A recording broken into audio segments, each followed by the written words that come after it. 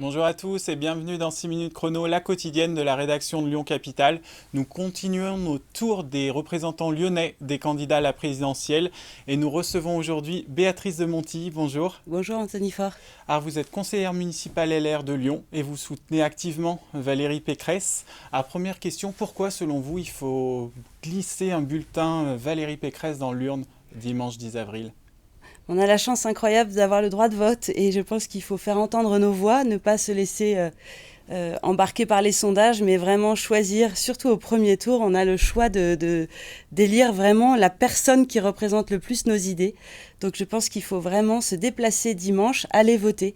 Après, sur les qualités de ma candidate, évidemment, je soutiens activement Valérie Pécresse parce que je pense que c'est une femme d'action qui sera dans le faire. C'est ça qui me plaît. Moi, je suis chef d'entreprise et je suis quelqu'un tourné vers les résultats.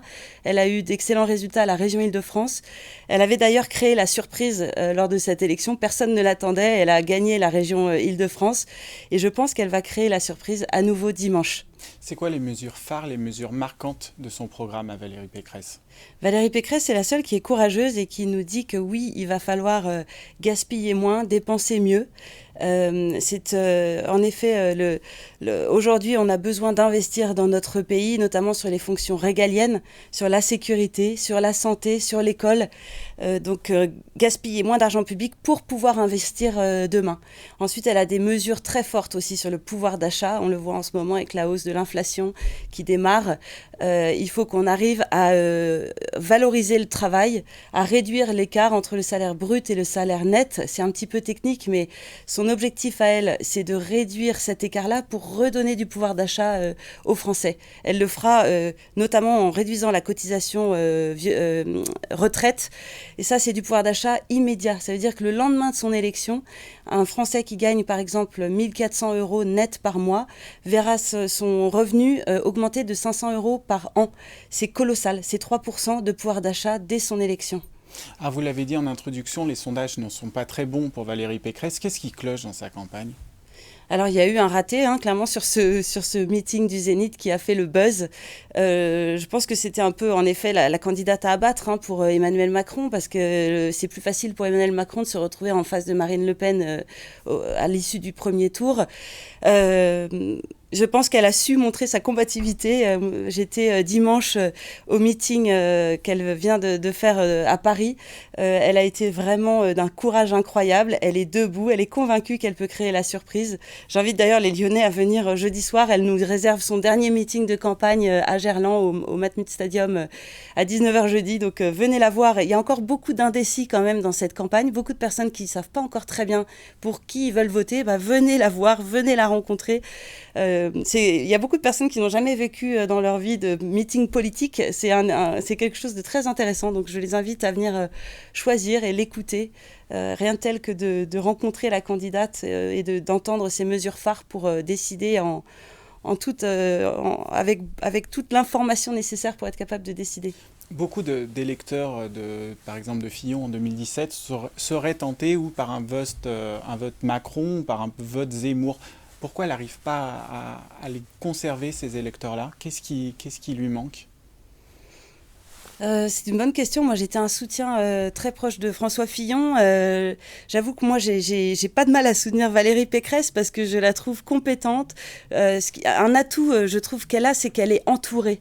Elle a su faire ce qui avait été difficile d'ailleurs pour François Fillon au lendemain de la primaire. Elle a su rassembler autour d'elle les 4 mousquetaires, ceux qui étaient en face d'elle pendant le congrès LR, sont là. Ils ont tous fait campagne. Dimanche, à Paris, on a eu un magnifique discours de Laurent Wauquiez. Elle est entourée. Elle a aussi le maire de Cannes, David Lisnard, qui est le président de l'AMF. J'avoue que j'ai du mal à comprendre pourquoi les électeurs de François Fillon ne la soutiennent pas. C'est une femme compétente, c'est une femme solide. Elle l'a montré dans cette campagne, malgré des moments, des trous d'air dans la campagne. Elle a continué, elle est allée sur le terrain, argumenter, expliquer son programme. Elle a beaucoup de monde autour d'elle. Il y a toute une branche également, mobilisation citoyenne, qui s'est impliquée. Plus de 250 réunions sur toutes les thématiques, santé, sport, éducation, où on a a vraiment expliqué le programme un peu loin des caméras. C'est des choses que tout le monde ne voit pas, mais elle a un programme très solide sur toutes les thématiques importantes, l'écologie, le sport, les femmes. J'avoue que j'ai du mal à comprendre pourquoi elle ne rassemble pas davantage les électeurs, mais encore une fois, je crois en la surprise dimanche, évidemment. On sent quand même que les dynamiques sont plutôt vers Marine Le Pen, vers Jean-Luc Mélenchon, cette fin de campagne. Vous croyez encore qu'un renversement est possible là, dans les derniers instants ? Oui, j'y crois. Moi, je suis une combattante aussi. Quand on est, c'est comme un athlète qui se prépare pour les Jeux Olympiques. Il sait qu'il est peut-être pas le meilleur mondial, mais il y croit jusqu'au bout. Il pense qu'il peut être sur la première ou la deuxième marche du podium. Moi, je suis exactement dans le même état d'esprit. Il y a encore vraiment beaucoup d'indécis. On sait que dans les derniers jours de campagne, il y a vraiment des dynamiques qui peuvent se créer. J'y crois. Je pense en effet, encore une fois, que cette semaine va être décisive. Sur quel sujet ? Je vous remercie de nous inviter d'ailleurs à parler parce que c'est important cette semaine qu'on puisse s'exprimer. Sur quel sujet ça pourrait jouer là dans les tout derniers moments ?